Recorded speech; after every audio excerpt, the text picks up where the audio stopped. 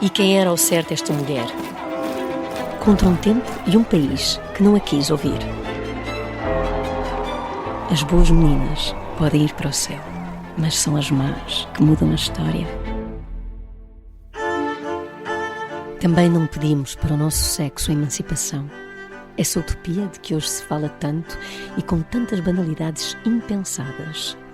O que nós desejaríamos era ver na mulher uma personalidade robusta e consciente, inacessível às quimeras da sentimentalidade, solidamente instruída, tendo todas as noções práticas necessárias para as conquistas do seu tempo. As boas meninas vão para o céu, as más mudam a história. Está no ar As Desobedientes da Rádio Observador, também disponível em podcast.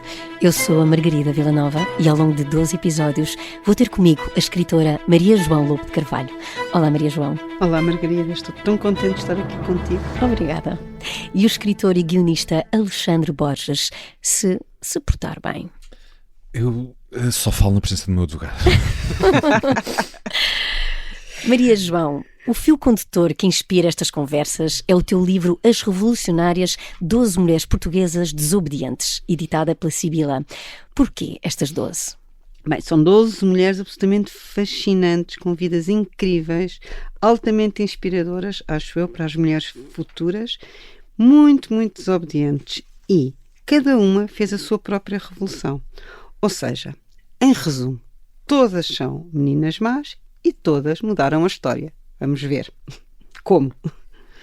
E começamos esta saga épica viajando mais de 100 anos no passado para encontrar a nossa primeira desobediente, que ouvíamos em pré-genérico escrever acerca da utopia dos direitos das mulheres. Alexandre, quem foi Maria Amália Vaz de Carvalho? Bom, antes de mais eu tive que estudar e vou ter que fazer isto em todos os episódios para conseguir acompanhar aqui a Maria João. Todos temos que estudar. Todos temos que estudar, podes crer. E estudar é um bom verbo para a Maria Amália, porque, entre outras coisas, é uma pedagoga e uma escritora, mas alguém que escreveu muito sobre a questão da educação, da alfabetização, particularmente das crianças e das mulheres. Para muita gente, sobretudo quem vive em Lisboa, é de resto o nome de uma célebre escola em que ela deu aulas, é também o nome de uma rua perto aqui da Rádio Observador, e já agora, o pormenor importantíssimo para os nossos ouvintes, muito perto da minha casa também. E é sempre bom descobrir o que é que está para lá dos nomes nas placas, que muitas vezes nos servem só de referência geográfica e que na verdade têm baús de histórias dentro delas. É isso. Esta Maria Amália, que cresce numa família aristocrata de Lisboa, o pai deputado, a mãe fina da fina flor da cidade, da capital, Lisboa. Esta mulher que nasce durante o reinado de Dona Maria II e que vai assistir à implementação da República.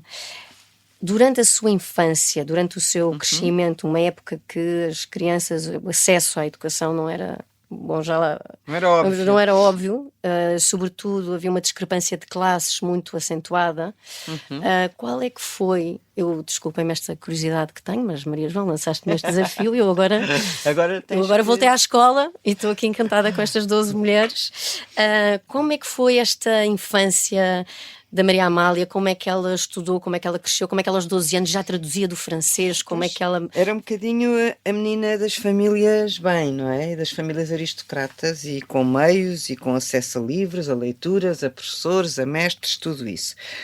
O ponto é que o pai não era flor que se cheire, não é? O pai metia-se no jogo, tinha grandes dívidas de jogo, mas para uma miúda como a Maria Amália, ela não tinha talvez a noção do que se estava a passar à volta dela e do sofrimento que o pai causava à mãe e tudo isso. Às tantas, ela era descendente de Sá de Miranda, para quem não sabe, foi quem introduziu o soneto em Portugal, no tempo de Camões, era contemporâneo, e do padre António Vieira. Mas houve uma altura em que o pai resolveu mudar-se com a família para o Palácio de Pinteus, que é mais ou menos em Loures, uma casa, aquelas casas antigas por onde tinha passado o Dom João V, e foi aí que ela teve acesso, já tinha tido acesso também em Lisboa, mas foi aí que ela, na solidão de uma quinta, longe de Lisboa, Loures era longe de Lisboa, que ela pôde ler tudo o que existia nas estantes, em particular livros franceses. E pronto, e foi aí que começou o interesse por escrever poesia, o interesse por escrever prosa também. E sabes aquela altura em que és uma miúda e sentes-te bem sozinha no bosque a escrever poesias, porque isso é o teu desabafo maior. Margarida, não te acontece? Eu escrevia uma poesia mais horrenda que possa haver, que hoje tenho vergonha de ler aquele caderno. Não, eu ler a poesia ainda me faz mergulhar e viajar. Agora, escrever não tenho essa ousadia ou esse talento. Bem, eu escrever é tão mal, que até me dá pena. Mãe, bem, mas o que ela fez foi um bocadinho, talvez eu me tenha de facto revisto na Maria Amália, porque fui ler, a Maria Amália foi ler a poesia ao seu pai e o pai disse: isto está péssimo. Não são versos pueris, são versos que não interessam a ninguém. Estou aqui a usar uma linguagem moderna, não foi exatamente isto que ele disse, mas pôs a miúda lavada em lágrimas, não é? Isto, 14 anos, Sim, 15 anos, para na adolescência. Na adolescência, quando estava em Pinteus. E o que é que ela fez? Em vez de desistir imediatamente de tudo o que tivesse a ver com a leitura, tornou-se ainda mais convincente nas leituras e foi aperfeiçoar mais e não desistiu, até que teve a sua estreia 1 ou 2 anos depois, em que o pai convidou determinados escritores para Pinteus, para aqueles saraus que se usavam na altura, não é? Saudosos saraus, que eu gostava de ter isto agora, em que ela pôde ler. E quem é que estava na assistência? Várias pessoas importantes. O Oficiano Castilho, o Tomás Ribeiro, que era importantíssimo, já vamos falar porquê, e o nosso amigo Bolhão Pato. E o que é que acontece? Todos adoraram o que ela escreveu e acharam que ela tinha tudo para vir a ser uma grande escritora. Pergunto-me como é que o pai se terá sentido depois de ter... Achas que lhe pediu desculpa? Não sei porquê. Não, por acaso, eu acho que não. Eu acho que ela evoluiu mesmo. Ok. Porque eu percebo quando tu levas um chega para trás de uma pessoa que admiras, não é? Sim, isso é muito importante. Ou de pessoas que admiram, ou temos 2 caminhos, ou desistimos e partimos para outra coisa, não é? Ou aperfeiçoamos-nos e vamos à luta, porque não aguentamos um não. E eu acho que até foi uma forma dela espicaçar. Acho mesmo. Eu achei curioso essa passagem dela em Pinteus, o facto de estar isolada, o facto de ter saído de Lisboa, o facto de estar...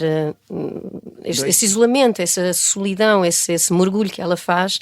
E ela diz, às tantas, eu retive esta frase: por circunstâncias especiais, involuntárias e em parte por gosto, vivo isolada, fora do mundo, sabendo que ele existe unicamente porque os livros me o ensinaram.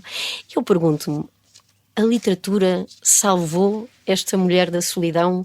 Foram as palavras que a tiraram, porque eu acho muito bonita esta imagem de que um livro te pode salvar, de que um mergulho numa história, numa viagem, de viveres outras vidas através da leitura de um outro livro, de um outro conto, de um outro poema, te podem salvar. Imaginemos uma adolescente sozinha num palácio com um bosque maravilhoso ao lado, mas é uma adolescente sozinha, não é?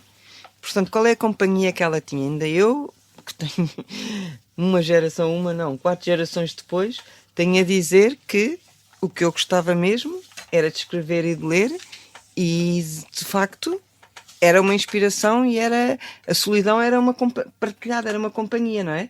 Agora, ela de facto não tinha outras crianças, e o que ela fazia, ou outras adolescentes, o que ela fazia todo o tempo era ler, era escrever e era aprender. Aqui não nos podemos esquecer que ela ainda estava no seu processo de aprendizagem, não é? Portanto, a aprendizagem não formal, que era a aprendizagem dada a quem tinha posses, ela estava a completá-la nessa altura, não é? Não era ir à escola, mas era ter a escola em casa. Certo? Não tinha outras adolescentes como ela. Não havia telemóveis, não havia YouTube, não havia imenso tempo para estudar. Acho que temos. Mas olha, Margarida, voltando aqui só porque falamos de pessoas e depois as pessoas não sabem quem é. O Tomás Ribeiro foi muito importante porque foi um poeta ultra-romântico e também sócio da Academia das Ciências de Lisboa, e escreveu uma obra muito importante chamada Dom Jaime, que na altura era considerado mais adequado para o ensino da língua portuguesa e melhor, ou seja, mais conceituado que os Lusíadas, imagina. Se não tivessem ressuscitado o Camões, os Garretes, os Herculanos, os Teófilos, Oliveira Martins, tinha sido o Dom Jaime o poema que hoje estudávamos todos na escola. Por isso é que o Tomás Ribeiro é mais do que o nome de uma rua aqui em Lisboa, era um poeta muito importante na altura e foi ele que prefaciou o primeiro livro da Maria Amália. Mas não deu nome a nenhum prato de moluscos. Ou Pois, que aí saibamos. temos o nosso amigo Bolhão Pato. Perdeu, claramente. Perdeu claramente para as Perdeu para o Bolhão ameijas. Pato. Mas o nosso Raimundo Bolhão Pato era não só um poeta, como um escritor, um memorialista, fazia ensaios, fazia traduções, fazia peças de teatro, fazia tudo. E o Antero Quental garantiu-lhe que ele ia ter um lugar na história. Mas não, só que não. As amêijoas tomaram lugar na história. Ganharam. Embora fosse um marisco que não existia na altura, as ostras eram um prato conceituado, as amêijoas eram aquelas conchinhas que existiam nas praias da Trafaria e que não eram conhecidas. Mas no Hotel da Mata havia um famoso chefe chamado João da Mata que fez esta receita. A receita não parte do bolhão pato, ok? Ele falou muito nela e tal e tal e tal e publicou-a num livro chamado O Cozinheiro dos Cozinheiros. E daí ter ficado conhecido pelas amêijoas e não pela sua obra imensa, mais, não sei, 20 títulos. E ao que parece, não oficial, mas terá sido a inspiração, o Bolhão Pato, para o Alencar dos Maias.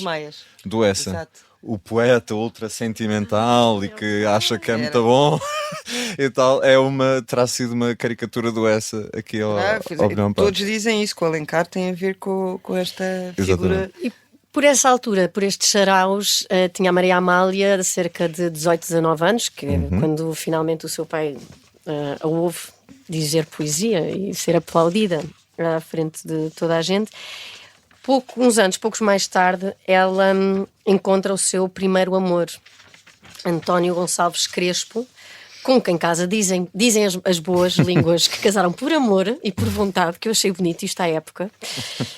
E que, curiosamente, é um filho ilegítimo, filho de uma escrava e de um comerciante. Cresceu em Lisboa, está a tirar o curso de advocacia, que, pronto, entre acabar e não acabar, não era grande aluno, não era grande peça, também há quem diga. Eu não sou de intrigas. Não teve sorte com os homens. Ela, pois, é assim um padrão, mas há uma tendência de repetirmos o padrão na vida. Não repete o padrão, porque a psicanálise explica isto melhor do que nós, mas ter um pai que acabou por ser um pai complexo, acho que às tantas ela percebeu, não é? Quando chegou à idade adulta, e depois vai buscar um padrão parecido no marido. Na sua vida. É estranho, mas o amor deles começou por carta para o Brasil. Eles não se conheciam. Não, mas ela leu as miniaturas, os poemas do Gonçalves Crespo, ele leu algumas coisas dela, com certeza, e acabaram por se casar. Não foi um casamento feliz, digo eu. Mas foi quando ela conheceu o amor. Sim, há que dizer que ele também era um poeta. Também é um poeta conhecido, não é? Também se torna Mas ele já torna-se escrevia, mais conhecido por causa dela. E aparentemente sim. Pronto, Porque ele não tinha as relações sociais ainda por cima, não é? A Maria Amália era uma porta aberta para a sociedade toda, não é? Entretanto, já na idade mais adulta, lá voltou outra vez para Lisboa e o Gonçalves Crespo, em Coimbra, não é? Onde ele fez o curso de advocacia, que era, como a Margarida disse, um péssimo aluno. O ponto é que o que estava a moda na altura era contrariar o ultrarromantismo e o romantismo, como era, por exemplo, o que falámos agora, o Bolhão Pato e o Tomás Ribeiro. E o interesse era a arte pela arte, que era o chamado parnasianismo. Por exemplo, Cesário Verde é muito evidente nisso, não é? Pronto. E a excelência da forma poética era o soneto. Portanto, quanto mais trabalhássemos o soneto para aquilo ficar pura arte, melhor. E a Maria Amália foi uma ajuda imprescindível para o Gonçalves Crespo para apurar este seu conceito de poeta ajudem-me. Parnasiano. Indo buscar. Parnasiano vem de Parnaso. Parnaso é o Monte Parnaso, da Polo e as musas e tudo isso. E a antiguidade clássica era o modelo de virtudes, ok? Portanto, ela casa-se com o nosso amigo Gonçalves Crespo e ele revela-se profundamente infiel, gerando, claro, períodos muito difíceis, uma vida muito difícil, muito complicada para a Maria Amália. Então, antes de mergulharmos nesta história de amor, Eu deixo só aqui uma frase que ela diz sobre as suas cartas, como se conheceram. As suas cartas são inimitáveis e incomparáveis. Não conheci nunca quem escrevesse cartas mais perfeitas, perfeitas de graça, de sensibilidade. E assim vamos para intervalo e voltamos já a seguir. E quem era ao certo esta mulher? Contra um tempo e um país que não a quis ouvir. As boas meninas podem ir para o céu, mas são as más que mudam a história. E quem era ao certo esta mulher? Contra um tempo e um país que não a quis ouvir. As boas meninas podem ir para o céu, mas são as más que mudam a história. Olá, estamos de volta para a segunda parte do primeiro episódio das Desobedientes, com a história de Maria Amália Vaz de Carvalho, a primeira mulher admitida na Academia das Ciências. Alexandre, queres nos contextualizar desta época, destes tempos conturbados em que a Maria Amália nasceu, cresceu, viveu? Muito conturbados, sem dúvida, é a palavra. Antecipo já que sou um grande tagarela quando toca a história, portanto, se me tiver a esticar, cortem-me à vontade. Esta época é particularmente rica e interessante, se a gente pensar que ela nasce ali em meados mais ou menos do século XIX, 1847, vai viver até 1921, vai atravessar uma quantidade de coisas inacreditáveis. Vai viver as últimas largas décadas de monarquia em grande transformação, praticamente a Primeira República toda, a Primeira Guerra, até praticamente ao seu fim e aquilo que já vai anunciando depois uma era negra, digamos, de ditadura. Mas onde ela está é em 1847, quando nasce a Rainha Dona Maria II, um dos nomes provavelmente mais familiares aos portugueses quando pensam em rainhas. Na verdade, rainhas, houve duas, não é? A Dona Maria I e a Dona Maria II. E a Dona Maria II também está muito ligada, não é? Um tema que nós identificamos com a Maria Amália, não é? O cognome era a educadora, não é? Portanto, é alguém que dedica muita atenção a isto. Mas a Dona Maria II é a rainha super importante, morrendo aos 34 anos, que é assim uma coisa incrível. Ela é a rainha desde os 15 anos. Com não sei quantos filhos. Ela morre, se não me engano, na consequência do 11º parto, bem, não é? do parto daquele que seria o 11º filho. E ela é filha do Dom Pedro, não é? Portanto, é filha dos reis que disputaram a grande guerra civil portuguesa, Dom Pedro IV, Dom Miguel, exato, respectivamente liberal e absolutista, e que deixam um caminho, digamos, aberto à monarquia constitucional portuguesa. Portanto, para quem não sabe, digamos, estamos a viver os primeiros anos em que existe um parlamento, eleições, imprensa, livre, estas coisas, mas com ainda muita luta no ar entre aqueles que defendem isto, aqueles que defendem um regresso do absolutismo e aqueles que defendem qualquer coisa in between, não é? Quer dizer, que são os chamados cartistas, que era a Carta Constitucional. Confuso, mas, ao mesmo tempo, é quando encontras o retrato, para mim, talvez mais parecido com o que nós temos hoje. Tens um primeiro-ministro chamado Costa Cabral, que vai transitando entre estas diferentes famílias políticas alegremente.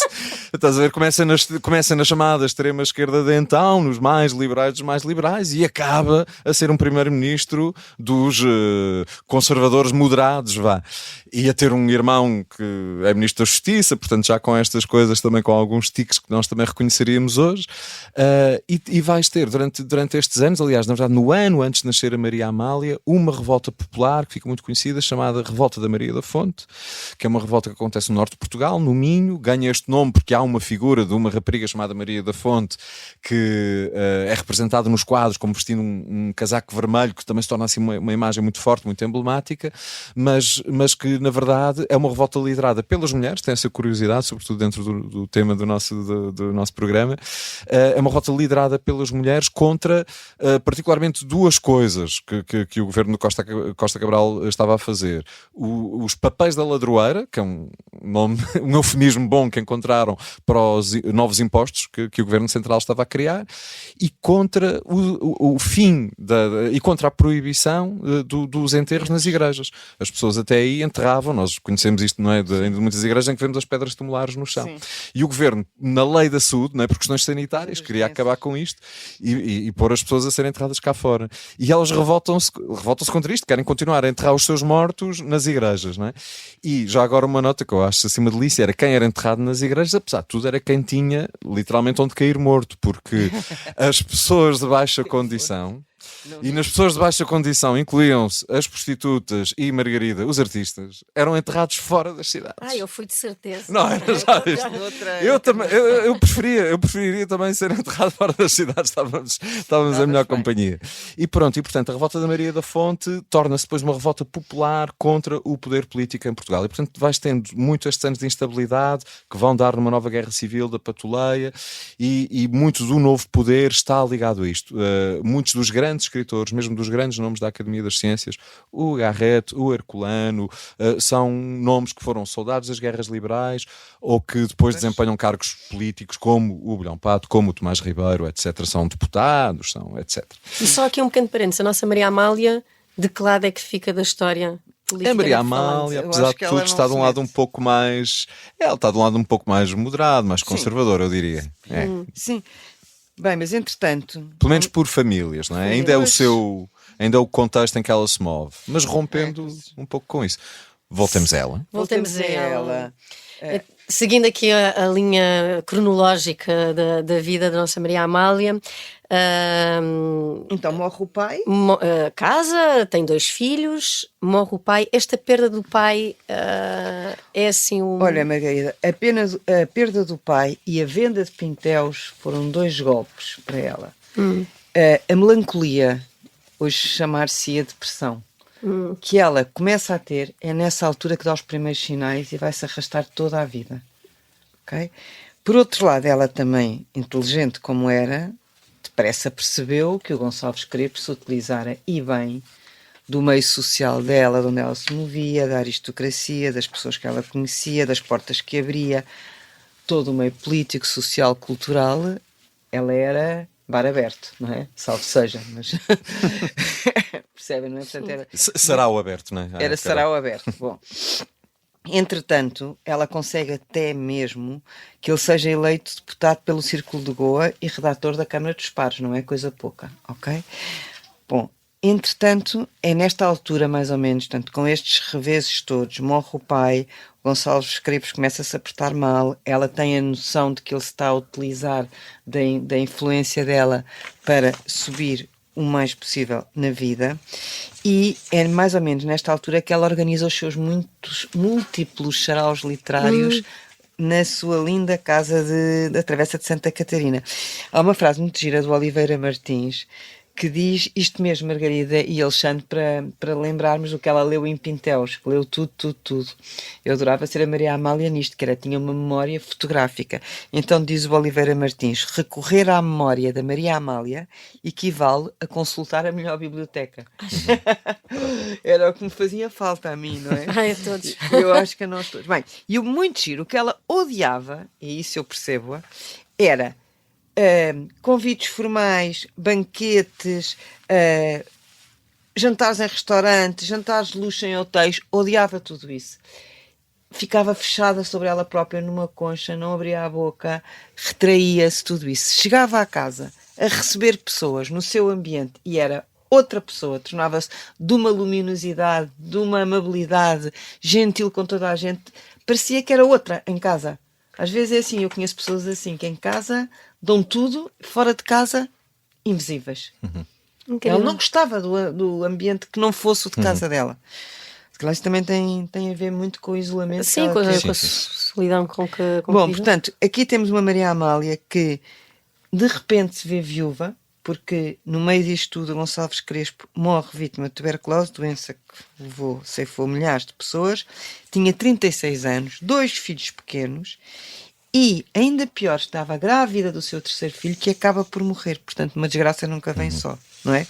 Assim, é óbvio que a melancolia dela se aprofunda, se agrava e perde um bocadinho a sua alegria de viver, mas é curiosa a forma como ela reage à morte, não é? Depois da perda do pai, depois da perda do marido. Eu acho assim notável que, no sentido de resistência ou de sobrevivência, de em resposta a isso, a luta dela pela publicação da obra do marido, a luta dela à época, pensar que esta mulher, e ela diz uma coisa muito curiosa, que é, ela trabalha para pôr pão e vestir os miúdos, e pão e roupa. Isto é engraçado, como ela trabalhava pelo sustento da família, o que na época uma mulher ser a provider da família é curioso, pelo menos é diferente. E eu acho assim uma forma de sobreviver ou de resistir. Mas sabes uma coisa? Quando ela agarra e vai atrás e vai publicar a obra do Mas marido. sabem que ela teve imensos pretendentes. A sério? É verdade. É o bolhão pato. Não É o me engano, bolhão pato. certeza que foi o bolhão pato. Não sei se o Raimundo ia ao jogo. Mas ficou depois da solteira a morte, vida toda. Teve, não quis, ainda foi para Paris arejar, a ver se ficava um bocadinho melhor da melancolia. Também não gostou de estar em Paris. Voltou para trás e temos uma coisa aqui muito, muito importante para falar, que é, ela tinha uma causa, pelo menos havia uma causa comum muito forte entre ela e o marido, não é? Sim. Que era a literatura infantil. Ora, a Maria Amália achava, e bem, que não havia nada para as crianças lerem interessante. Bem, mesmo muitos anos passados, demorou muito tempo até haver livro no sentido de literatura infantil como nós hoje concebemos, com ilustrações, com apelativos. Não era isso que se tratava na altura, era pelo menos histórias. E o que ela fez com o marido, a Meias, isto é muito giro, foi um livro chamado Contos para os Nossos Filhos. Como elas tinham aqueles 2 filhos e não havia nada para contar, então resolveram editar os contos para os nossos filhos. Claro, baseados naqueles literatura infantil fortíssima da Alemanha e não só, da Europa Central, os irmãos Grimm, o Andersen, o Perrault, essa santíssima trindade de escritores para a infância. E, no fundo, aquilo era no fundo um pronúncio do que viria. E como vamos ver nos próximos episódios, muitas das contemporâneas e mais novas de Maria Amália vão todas bater nesta tecla. Primeiro temos que criar uma literatura própria para os nossos filhos. Concordam? Concordo. Absolutamente. Concordo. Eu acho... Eu gosto desta possibilidade de uma pessoa viver outras vidas ou de viajar noutras vidas através da literatura, dos livros com ou sem ilustrações e de sermos capazes de transformar o pensamento, de sermos capazes de contar histórias, de mudar linhas de convicções, de imaginário. Imaginário e muito. E é uma forma eu lembro-me do meu filho dizer assim, podemos... eu viajo através das viagens, eu viajo através dos livros, porque esta coisa de nós agarrarmos e agora foram para não sei onde, apanharam o barco e foram, e esta coisa das viagens, tu podes viajar dentro de um livro, de poderes sair do teu mundo, do teu quarto, e de lhes dar mundo, de lhes dar imaginário, de lhes dar criatividade, e eu acho que essa mesmo era a ideia da Maria Amália. Porque isso fazia parte do crescimento da educação, também do entretenimento, sim. Não é? Da imaginação, tudo. E é difícil imaginar um mundo onde não havia literatura infantil, não é? Eu nunca tinha pensado nisso. Cá há 150 anos, cá não tinhas. A própria Maria Amália não tinha quando era pequena, quando eu disse que ela estava em Pintel, estava a ler os romances franceses. Pois tal e qual, exato, não é? Não é? E Olha, isso devia ser significa... Exato. Quando lá uma miúda de 10 anos a ler os romances franceses. Exato, contra o Pandi e os... Não, Pandi e os Caricas é antes, não é? Vê-se bem que eu não tive pois filhos os agora Caricas nunca. não. Estava a pensar nos meus sobrinhos que estão mais pequenitos. Eles é Pandi e os Caricas. Bom, mas um capuchinho vermelho faz falta, uma Rapunzel faz falta, uma Cinderela faz falta. Exatamente. Uma pessoa tem que conhecer outros personagens. Tens que, tal e qual, tens que viajar, ser entretida, mas ter... aprender também os valores eternos que estão que são veiculados e ensinados através dessas histórias. Exatamente. Mesmo que não tenham todos um final feliz. Claro. Casaram e viram felizes para sempre. Não faz mal imaginar. Não faz mal. Aliás, é engraçado que o nome Grimm, não é? São os irmãos Grimm, não é? E Grimm em inglês é escuro, não é? É sinistro, é o que quer dizer. E algumas das histórias revestiam-se um pouco desse. Não tem. Mas eu não sei se não há. Não, as versões originais são terríveis, não é? Pois é isso. Não é um segredo para ninguém. Bem, mas continuando. Entretanto, ela escreveu na imprensa também. Só que não era de bom tom escreverem com o próprio nome. Mulheres, ou seja, senhoras, neste caso, não escreviam para a imprensa e assinavam o seu próprio nome, que eram logo apedrejadas. Então ela usou o pseudónimo Valentina Loureiro para publicar artigos sociais, filosóficos, falava sobre temas femininos, falava sobre sobretudo educação, como vamos ver isto. E também escreve livros de pedagogia e de crítica literária e também, muito importante, de investigação histórica, coisa que não havia. O que nós hoje chamamos de romance histórico fez a Maria Amália naquela altura, certo? E claro, entretanto, começou a perceber que Portugal era um país pequeno e escrever só português para Portugal era coisa pouca. Se escrevesse para o Brasil, aumentava consideravelmente o número de leitores. E foi isso que ela fez, como muitas outras que vêm a seguir a ela. Por isso, a partir dos artigos para a imprensa brasileira, dos livros pedagógicos, etc., ela conseguia chegar a um público muito maior. Mas eu acho que a grande guerra, agora faço aqui a pergunta ao Alexandre e à Margarida, a grande guerra, porque é que a Maria Amália ficou na história? Não foi por ser feminista? Não, até porque ela até não detestava o termo feminista. Detestava o termo feminista. E agora posso só citar aqui uma coisa, Margarida. Cita. Nunca se considerou feminista e sempre detestou a palavra feminismo, bem como a participação das mulheres na vida política. Levar as mulheres para a política seria arrancá-las à família e atirá-las para um mundo onde se sentiriam totalmente descabeladas. Por isso ela era contra a lei do divórcio, o sufrágio feminino, as leis da família. Para ela, emancipação significava apenas, isto é muito importante, a preparação intelectual da mulher. Portanto, ela dizia que na base disto tudo estava educar as mulheres. Pronto, mas é curioso, uma mulher que fez, e todos os artigos que ela escreve, mesmo nos jornais, e que são artigos sociais, filosóficos, temas femininos, toda a poesia, contos, ensaios, biografias que ela escreve, e sempre com esta preocupação, a grande luta dela de haver uma escola para as mulheres, e as mulheres terem acesso à instrução, e ela separava instrução de educação. É engraçado, e para mim foi das coisas que mais me deixou confusa ao ler a história dela, é como é que tu podes defender um lado da história e estar em oposição ao outro lado da história, que não são necessariamente opostos, mas que para mim são contraditórios quase. Hoje, mas ela depois também diz uma coisa engraçada do feminismo, que ela mais à frente vai dizer, eventualmente, nós vamos chegar a esta discussão e vamos isto vai chegar. E ela vai evoluindo, não é? E ela vai evoluindo no pensamento. Portanto, também aquilo que ela pensa com 36, viúva, 37, também será diferente quando ela chegar aos 40. E é engraçada também essa evolução intelectual e esse posicionamento político, porque ela transforma-se ao longo dos anos. Mas depois, à medida que o tempo vai avançando, ela cria um ensino que ela desejaria livre dos compêndios de gramática chatos, não é? Que ela odiava, o filho detestava, dizia que preferia ser cocheiro de praça. E até hoje os filhos detestam a gramática, nada mudou. E claro que para as raparigas ela propunha não só bordar, cozer e desenhar, que ela achava que isso era de menos só isso, mas geografia, história e literatura. E isso era o que ela queria ensinar. Portanto, ainda bem que temos o Liceu Maria Amália Vaz de Carvalho. E já agora vamos só acabar aqui o tema do que é que aconteceu depois no fim da vida dela. Ela, entretanto, torna-se muito amiga da Duquesa de Palmela, uma mulher muitíssimo importante naquela época, e ficou tão amiga que ela vai escrever as memórias do Duque de Palmela e, imaginem, de presente, a Duquesa de Palmela oferece-lhe nada mais, nada menos do que a Vila Dom Pedro em Cascais. Hoje é um boutique hotel, mesmo em frente da Praia dos Pescadores. Isto só, toma lá esta casinha. Maria João, acho que já não pagam bem assim aos escritores, não é? Já não é exatamente. Pois, pagassem em casas, nem em frente da Praia. Não estavas aqui a fazer podcast, não era? Não, fazemos podcast porque queremos acordar estas mulheres que merecem ser conhecidas por todas estas razões. Porque se não fosse a Maria Amália naquela altura, quanto tempo passaria até termos um liceu e um ensino feminino?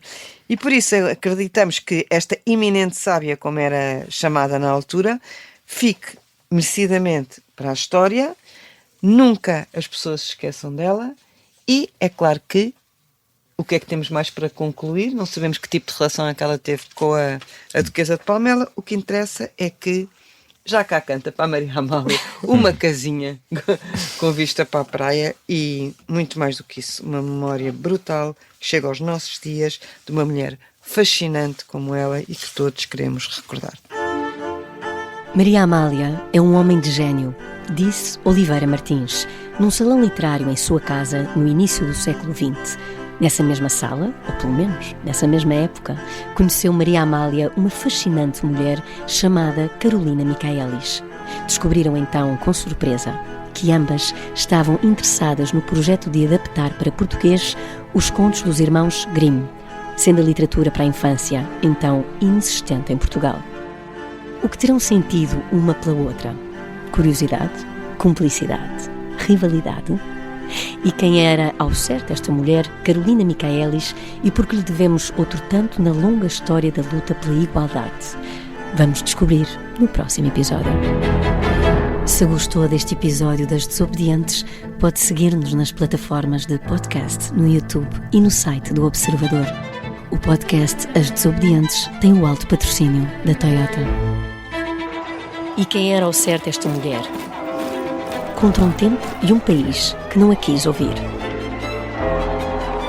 As boas meninas podem ir para o céu, mas são as más que mudam a história.